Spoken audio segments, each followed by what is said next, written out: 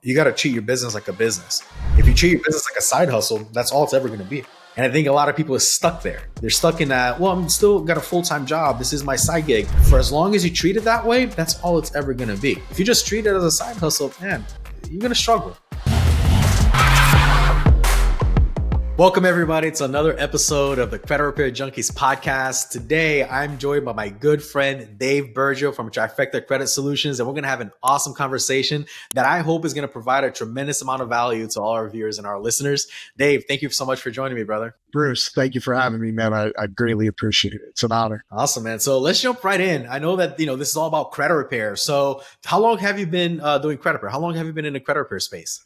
Whew, that's a loaded question because there's some peaks and valleys within that. But my credit journey kind of started with some curiosity back in 2016. Started kind of implementing it as a side hustle in 2018, and then this crazy idea during the height of the pandemic in 2020 to kind of create a brand behind it and as a passion project and kind of see where it goes to where we are today and pretty much pushing a full-fledged credit repair business. Definitely was not on my radar, I could tell you that. No. What were you doing before credit repair? Interestingly enough, I have a background in the restaurant industry. As a kid, I came up in a Mr. Donut / Dunkin' Donuts franchise in my family. So, the old moniker "time to make the donuts" that stuck with me for a very long time. But, I was involved in that whole journey up until I was 22 years old. I've been in food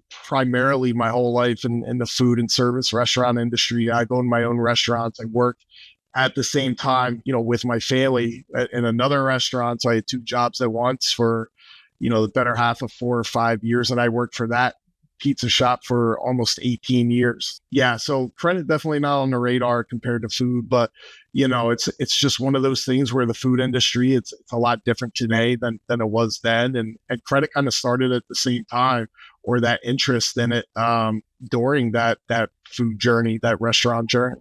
That's weird, dude. So, credit and restaurants, couldn't be more polar opposites. You're absolutely correct. So draw the line, make the connection for me. How did you go from, making donuts and pizzas and owning your own restaurants to credit repair? Yeah, credit has always kind of been a fascinating thing to me. And it goes way back.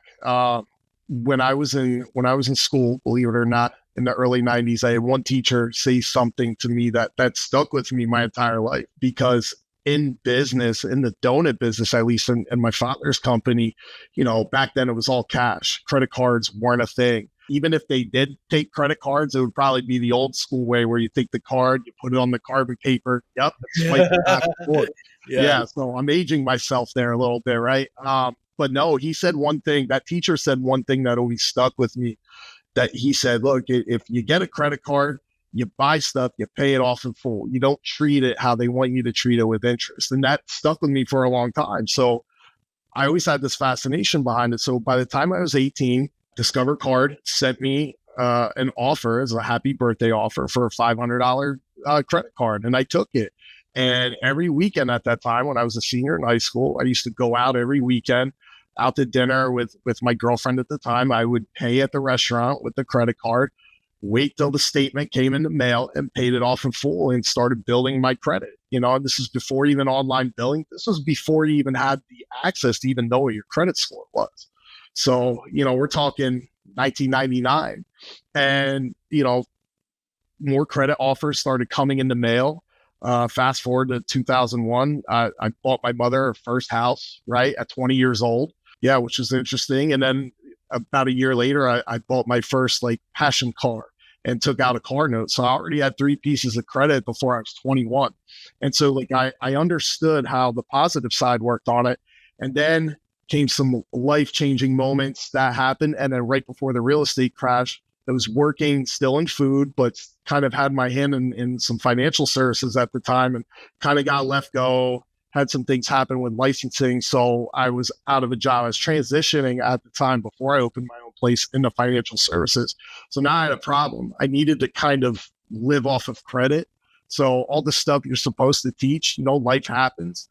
And then kind of just went up by the wayside, created a mass amount of debt, figured out a way to how to still pay for my car and my house at the time, trash my credit, and then started to dig myself out of the hole. And looking back, what I know today to back then, did it completely wrong, probably spent so much money that I didn't even realistically or legally have to spend. And that was at that time in 2016 when all the online stuff started coming and researching this. It's like, well, I did that all wrong. Right. And then, you fast forward 2017, 2018 as a side hustle, we took a course locally from somebody here. Ironically enough, I took that course with Dylan Shively. Okay. The same Cool. course, Yeah. Renan was actually in that course. So that's how Dylan, Renan, and myself know each other. Yeah. And, we were one of the guys originally coming up from that course, teaching you completely different wrong things, how to kind of get by. It would work to a sense, but that created that curiosity of, this could potentially be a big thing here.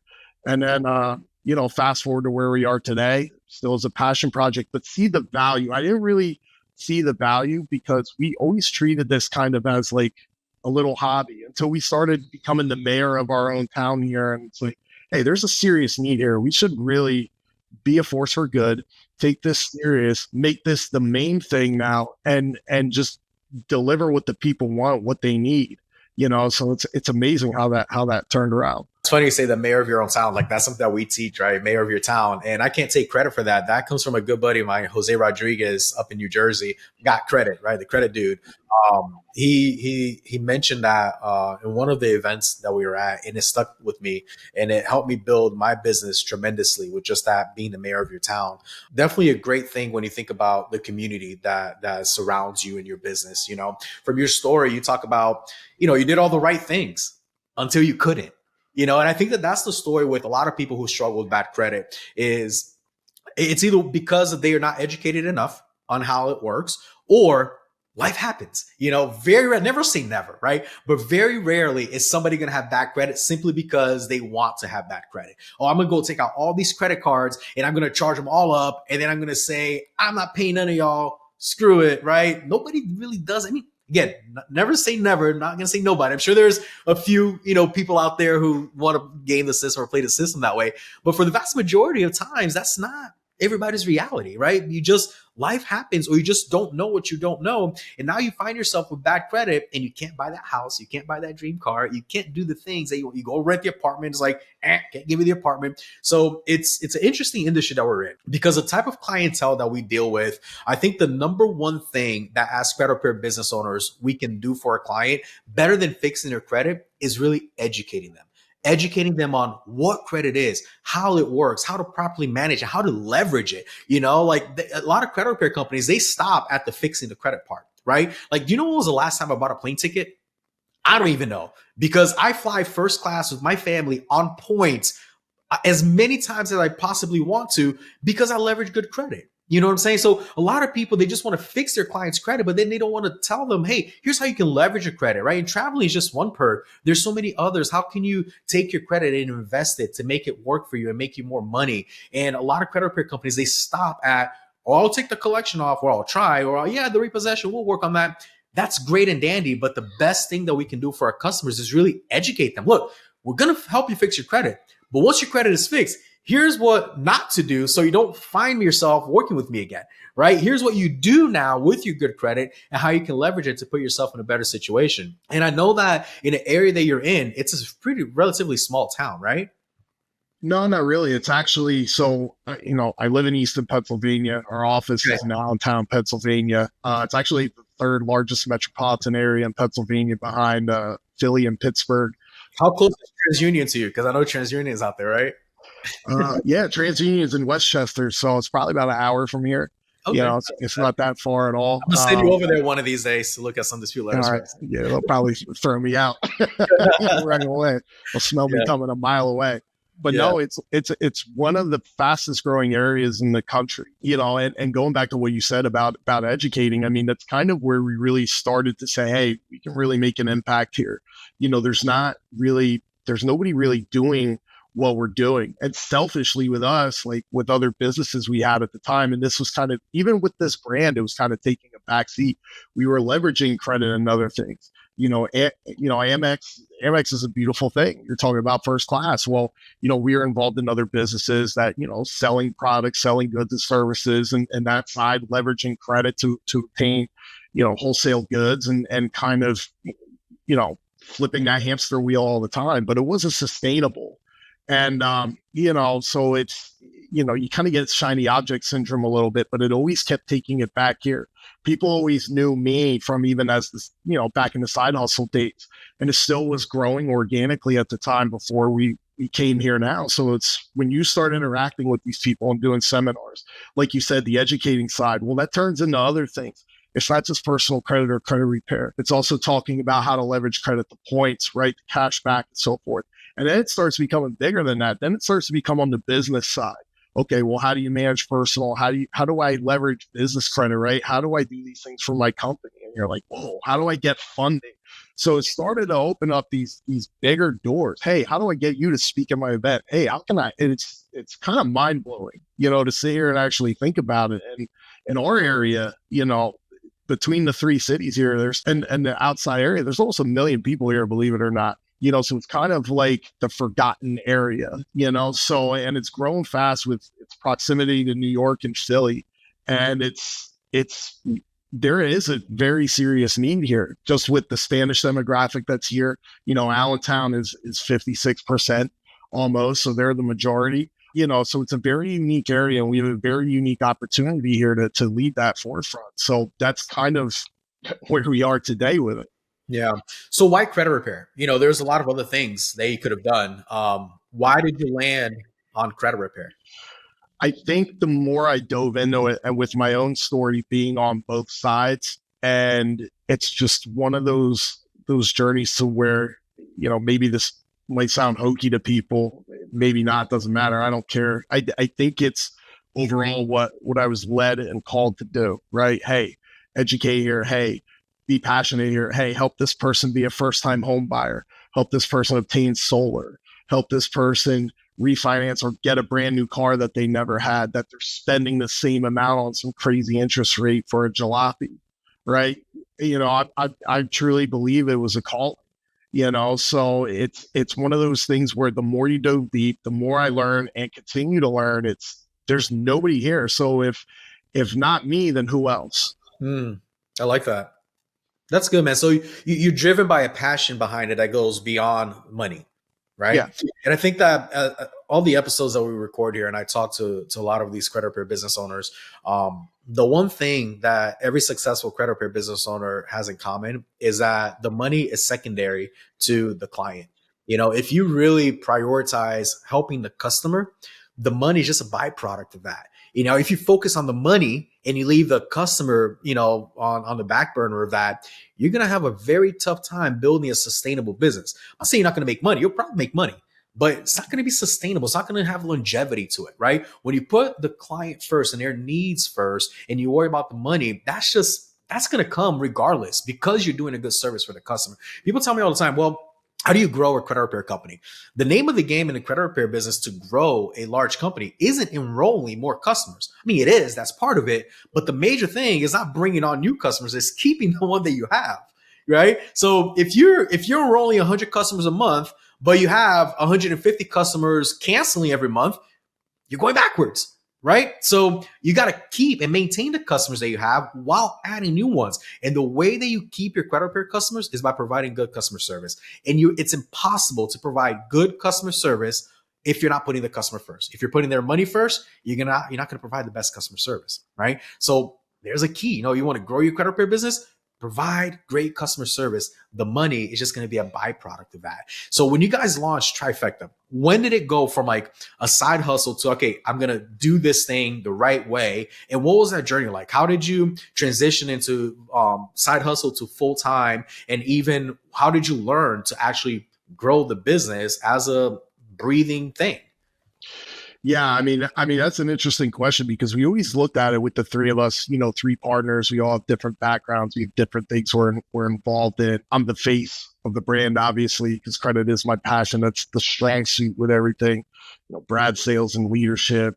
Renan, he's another one in training sales teams and so forth and has that passion with it too. But we always came through, and it was even as the side, like when we were learning, it's okay if we can help a few, because we also have network marketing experience.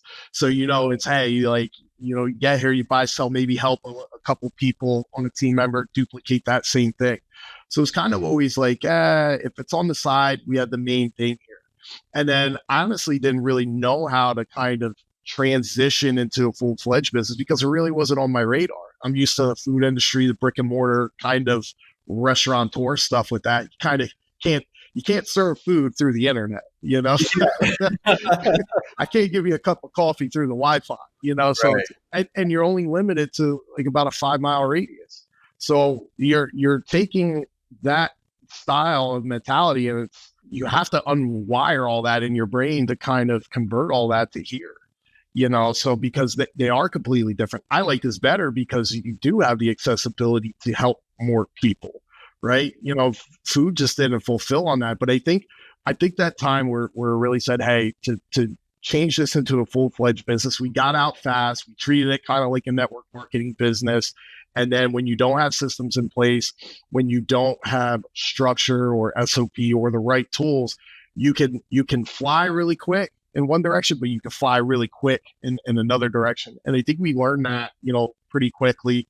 I mean, the conversations you and I have had, probably made every mistake and then some in the book, kind of getting this thing dialed in to where it is today. I think that the crossroads came to where we tried a bunch of things. You're a great example. Dylan's a phenomenal example. We still keep in touch with Dylan to this day, even though he's not in PA anymore. That, hey, if they're helping this on the other parts of the country, right? But nobody's really doing it here. Like, let's take this thing a little more serious. And can we do it? I think it was also maybe a lack of certainty almost at one point, because you are used to doing it as a side hustle, right? Mhm. It's okay. Well, what are the pieces to really build this? And when Yeah. you start dialing them in, you're like, oh man, this thing really is possible. Well, I actually like that better than food, right? Food's a completely different lifestyle. You're home late at night, like that's almost 24 hours in and of itself. So, probably within the last year and a half or so to really dive in 100%, like full throttle, not just, hey, I'm focused here on this, but I have this thing going on over here, so really started, if you treat this like a business, it will treat you like a business is supposed to on the back end. What has been the easiest part of starting your credit repair company? It's kind of easy to say for me because we've been down that road. I mean, just simple filing an LLC and an EIN number really only takes 15 minutes. Everything else. I mean, because again, the average person might not think that's easy. Where do I start? What do I do? How to make this legal? The easiest part is it's just kind of putting yourself out there. I think that kind of happened on accident. So. Starting a credit repair business is such a low barrier to entry business that it's like you said, you start an LLC, you get an EIN number, you get a business bank account, voila, you're in business, right? But starting a credit repair company and running a legal credit repair company are two completely different things, right? Any clown can start a credit repair company. Anybody can go and file papers with the Secretary of State and get an EIN number on the IRS website for free. Anybody can do that. The problem is, how do you run a legitimate credit repair company where you have the bonds, the licensing, and all the requirements that federally and are state regulated? That's the part where a lot of people get caught up and they don't know, because again, it's one of those things, you don't know what you don't know, right? You don't know you may need a bond. You don't know you need that license. You don't know you need this clause in your contract. And unless somebody tells you, you're just not going to know. And the problem is, people will start their companies, right, in a way where they thought that's all they needed. They'll grow it to this huge, massive operations, and they're not compliant. And now they got to go back and, cover their steps that they missed while trying to run this large operation instead of just trying to do everything right from the beginning, right? And that's one of our major goals at Credit Repair Junkies, is to help educate people who are just starting their credit repair company to do all the right things when you're getting started, because it's so much harder to go back and redo those things after you're already running a large operation, So the easiest thing, I think I would agree with you, is starting a company. What would you say is the hardest thing? Like from the day that you started your company until where we're standing at today, what has been like the hardest part of growing your credit repair company or running your business? Yeah, the hardest part is it's really what do you do after you get to 100 clients? I think it's harder to continuously scale because for us, I didn't know at the time, I didn't know to really how to do it from this standpoint. So the hardest part would be, hey, the system's in place. How do you systemize everything? How do you get everything to flow? I first heard automations. I was like, oh, okay, well, that's interesting. Our credit repair software at the time is kind of doesn't work like that. So how do you do that? And now the hardest part I think is with all of that, it's not really like getting past it. It's kind of buying back some of that time. Like, how do you first mentally, because it's a hard thing to let go, right? So how do you start divvying this out without losing your hair? And then what are those next steps to acquire those things in those systems? Because they do take an investment. That's not the biggest thing, but they also take time. They take time to learn. They take time to implement. So it's a juggling act that, yeah, you may or may not drop the ball on some things, but it's the hardest part of getting over that hump to not only mentally, but to also physically get to that next level. That's kind of been the hardest thing for us. But once you're over that and you can see that ahead, it's so much easier to start moving forward after that to get to, okay, well, if we can get to 100, you can go to 200, you can go to 500, then 1,000's on the horizon. And I'm always a big believer, if somebody else has done it, then you can do it too. 100%. What is the importance of having the right systems in your business? Like, what does that do for you guys? It's everything. Number one, it's duplicatable, right? So if one person can do it, then everybody can do it. It's duplicatable, it's trainable, it's trackable. So if we just realized we had a huge mistake recently, because the numbers don't lie either. So if you have numbers tracking in your systems, right, from everything, then you can see if numbers aren't adding up, then there's something that's not being done right. And that's also on us. So that there's another accountability point. But you find that mistake, you correct it. Hey, this is the system, follow the system. It works, it's proven, and let's get back to business. Systems are everything, man. It's very difficult. And I know there's a lot of people out there that run a credit repair company off of an Excel spreadsheet. Nothing wrong with that. Nothing wrong with that. If that's your cup of tea, go for it. But duplicatable, scalable, teachable, I don't know, right? Like if you're going to think of large corporations, right? I'm sure that Zoom, they have a CRM and a system and automations and all this thing, right? I'm sure that, Bank of America and Chase and AT&T, all these large businesses, they got to keep everything centralized in one single place. One of the mistakes that I see a lot of credit repair companies making is that they don't have one centralized place to run their business from. They run their business with multiple separate systems. And although that's better than like an Excel spreadsheet, it's not very scalable. Right? Like, man, my appointment, I book appointments through Calendly. I do credit repair through this software. I have email campaigns with Active Campaign, and then I use my phone system with Ring Central, and then I use Zapier to duct tape and glue them all together, cross my fingers and hope that they all work together seamlessly, which they always don't, right? So having everything in one centralized place, right? Your website, your email campaign, your SMS campaigns, your CRM, your automations, everything in one single place, your calendars, your phone, your lead funnels, everything in one single place. Now your business becomes scalable, right? Because you don't have to worry about all these different separate systems. It's one single system. Has that been game changer for you guys? Yeah, because the reason being is when we started this, a lot of our, we had a lot of our network marketing friends that we would call killers in the industry that started with us. Obviously, most, if not all of them aren't with us today, but, they ran that same thing, like fly fast, like throw dirt on the wall and hope it sticks. And yeah, it did, but there's a lot that didn't. And I look at, hey, like this was great to where we got, but then I'm thinking, how much more would we have had?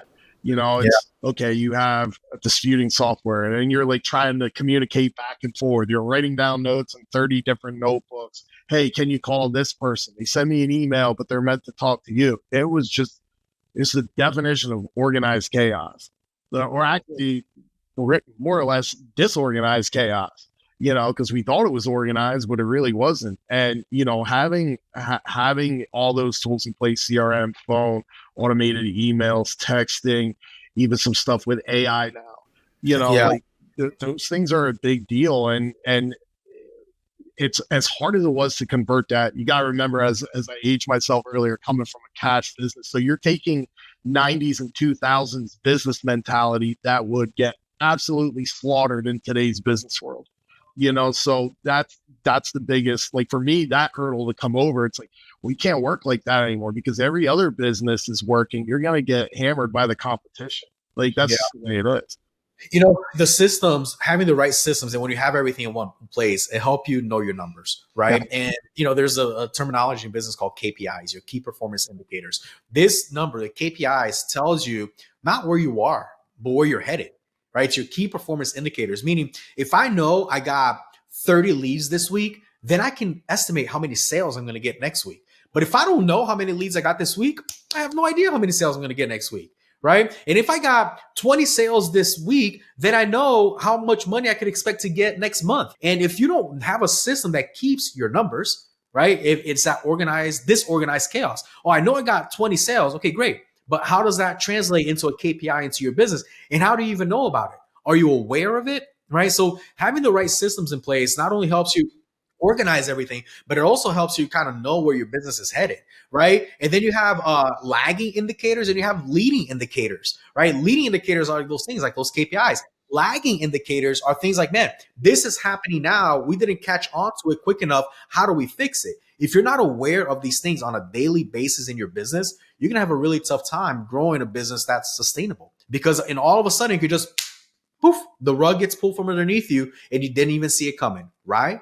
Why? Because you didn't have the awareness of those numbers in your business that are so important. What would you say is something that you know now that you wish you knew when you first got started? I think the stigma uh, in the credit repair space, I think Dylan even talked about this a little bit when he was on.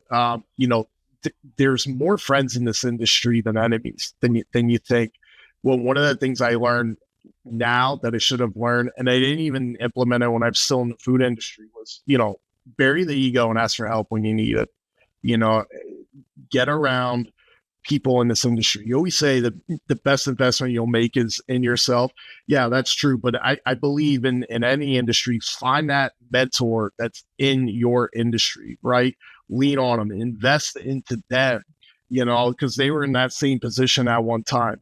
Get around people to where you want to be, and do it sooner than later. Too many people wait. We wait. I imagine if we would have done this, from day one, and it's something I've loosened up tremendously over the last year or so. We need something, invest into it. I have local ties that I use, and I have not local ties that I use. You're a great resource. Dylan was a great resource. I have local guys here that I use on business stuff. Get around people to where you want to go, and don't wait. Do that soon. If you can't afford it, figure out a way. That personalized touch is everything, man. Yeah, I think that one thing is a saying that I hear often, and I truly believe it. If I'm the smartest guy in the room, I'm in the wrong room. It's that simple, right? Like if I want to elevate myself, my knowledge, my business, I can't be the biggest and the baddest in my friend group. I have to be like the least one, right? Because I need to strive towards where I want to go. And if I don't have people who are already there, it's going to be very difficult for me to pave my own path. It's a lot easier to walk the path that somebody has already paved than for me to kind of, build this path myself and then take one step at a time and then break it down and then rebuild it. And I think that's a great thing that you said, Dave. I agree with that 100%. Surround yourself with people who are further than you are, and don't be afraid of asking for help. I ask for help all the time. There are people that are way further ahead than I am. My mentors, my business coaches, they're way further ahead than I am, right? And I make it a point to meet with them as often as I can, to ask the right questions and to listen, to humble myself and really listen to what they are saying, because they're speaking from a place of experience that I don't have, right? Every thought that I have in my head, those are hypotheticals, right? Those are theories. They may work in theory, but if I put those thoughts into practice, they might not work as they did in my head. So I love that. I love the humility that you guys have in being able to recognize that, number one, and number two, take action on that thought, right? You got to take action on top of it. And I look back, like, throughout my whole life, like I'll always compare it to sports and fitness. even at my age now, I still work out all the time. I played football for 15 years. And I always look back, like even when I worked for my family or had my own place, when was I doing the best in those things that made me the best? It was whenever you got coaching, right? Okay, well, coach decides the play, sees what you're running wrong. If you're not running this protection or this pass route right, or this play over and over again to get it right. Hey, here's the play, go execute. Hey, here's the play in business, right? Here's the play in this system, go execute. For me personally, I've always performed better at kind of those X's and O's, and then just run the play, run it over and over again. And, getting involved with you, with coaching with you, or with the mastermind or boot camp and everything else that you've been gracious to us, by the way. Thank you so much. And everybody else, it's changed everything like over the last 6 months, tremendously. It's like, oh, wow, okay, this is possible. Just run the play, man. Like, run the play. That's it. It's easy, right? Somebody knows what to do and they tell you what to do. You just got to execute, right? Yeah. Then it comes down to execution. I talk about, I say this all the freaking time. Knowledge is not power. Applied knowledge is power. If all you're doing is learning from YouTube and learning from this podcast and learning from other videos and learning from all these courses that you're taking, but you're not applying any of it, you're running in place. You're like running on a treadmill. You're like a hamster in a hamster wheel. You have to apply what you're learning. Don't just consume the information. Act on that information. I think that you guys have been a great example of what it's like to act on the information that you're consuming, and it speaks to the success that you guys are having today. Yeah, man. Thank you. Yeah, good old success zombie, paralysis by analysis. And a lot of people make that mistake. It's like, don't be afraid to dive in. You're eventually going to have to apply all that stuff. Like, what use is any of that stuff you're reading or watching if you're not going to do it? And I think people are afraid to fail, and for what you're putting an investment into yourself and into your business. And that's one thing that, talk about. I'm not afraid to, hey, if we need it, let's do it. Oh, it's not in the budget. Well, we'll figure out how to get it in the budget. If it's something we need now, if this investment's going to pay off, or if this is something we need to execute now, like, do it now. We can't wait. We'll figure out the rest. If it makes sense, we'll figure out the rest. If it doesn't make sense, then scratch it. It's a bad idea. I like what you said earlier. You got to treat your business like a business. If you treat your business like a side hustle, that's all it's ever going to be. If you treat it like a business, then that's what it's going to be. And I think a lot of people are stuck there. They're stuck in that, well, I'm still got a full-time job. This is my side gig. For as long as you treat it that way, that's all it's ever going to be, right? You got to work that 80 hours. You work 40 hours in your 9 to 5, but then you put in another 40 into your business. And before you know it, it's all you're going to be doing is working for yourself in your own business. But if you just treat it as a side hustle, man, you're going to struggle. Yeah, and I also think, and this is why when you seek the good people out, there are some very bad disclaimers out there too of, hey, come here and make $1 million. Yeah, that's possible, but let's paint this picture now. You're never going to make $1 million by yourself. Okay, so like, I think it's there's some wordplay into that a little bit, but you have to understand, like, a lot of people are also looking for a quick, easy way out, and there's no such thing. It takes work. It's going to take dedication. It's going to take bad times, learning experience. And that's real life. It's not, hey, you're going to come in and you're going to be successful in the next 6 months to a year. You got to rub some elbow grease on that. And like you said, if you're going to treat it like a business, dedicate that time. If you're still working, put in those reps. When you put in those reps, they're going to compound. We have the saying every day or every meeting that we have internally with our team, hey, get 1% better today. Every day, get 1% better. That's it. We're not here to hit the home run. Just get a little better every day. It's going to take work. That's good. Anything that's worth something is going to take sacrifice. It's going to take time. 100%. Nothing in your lap, unless you hit the lotto. Right. But even that didn't fall in your lap. You had to get in your car or in your bicycle and ride it over to the gas station, buy the ticket and put in those numbers. Like, everything requires work. And this business is no different. Dave, final question for you, man. What advice would you have for someone who is thinking about starting their own credit repair company or just took the leap of faith into starting their credit repair company? You better be passionate about it, because if you're not passionate about it, you have no business being in it. You're probably going to fizzle out. And that's the reality. So if you are passionate about it, dive in, sleep, eat, sleep, and breathe and do the right things. And as I stated earlier, start putting yourself out there and get around people already in the industry. You'll have more friends than enemies. I promise you that. People will want to help. I'll help you.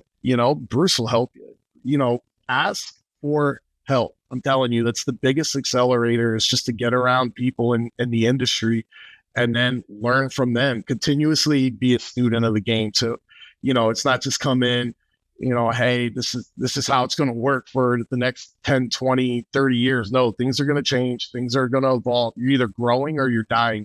There is no in between. That's awesome, man. I like that. I think that you speak from that place of experience. You went all in, and it's been awesome to watch your journey. You guys, the trifecta, the three of y'all coming together and building this business. It's hard enough doing it as a one-man shop, right? Now with three of y'all plus staff, like the business needs to be that much bigger because there's a lot more people that need to eat. So, but you also have the effort of all three of you guys, which compounds over time. So I'm proud of you guys, man. I know that you guys are only getting started, and this is just the beginning of all the success that you still have ahead. Thank you, Dave, for joining me. I really appreciate you taking the time today. No, thank you, Bruce. I really appreciate it. Thank you all for tuning in. And Bruce, we can't thank you enough, man. You've been a blessing to us and our business as well. Thank you. And if you're listening or you're watching and you're thinking about starting your credit repair company, or you just got started, we have an awesome training program that we can offer you, where actually Dave actually has gone through, and so have many other people, where in 100 days, I'll show you how to generate $10,000 a month in your credit repair business, guaranteed, or 100 clients in 100 days. That's where we get that $10,000 a month mark. I'll show you how to get 100 clients in 100 days in your credit repair business, guaranteed, in the training that we have. I have some free information for you about that. If you want to check it out, just go to creditrepairjunkies.com/go, and you can get all the information there. And I'll see you guys on the next episode. Take care.